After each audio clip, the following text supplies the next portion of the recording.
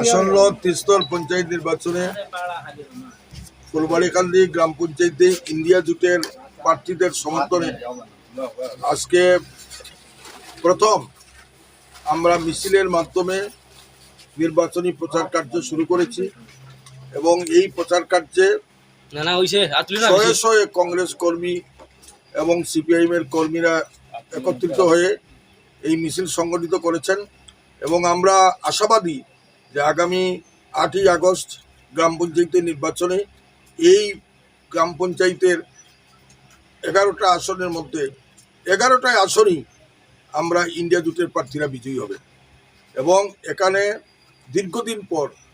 আমাদের পঞ্চায়েত ইন্ডিয়া জোটের গঠিত হবে। গত 5 বছর এই পঞ্চায়েত এলাকায় স্বজন পোষণ দলবাজি দুর্নীতি এবং এই গ্রাম পঞ্চায়েতের যে সুনাম এই সুনামটা যেভাবে বিনষ্ট করেছেন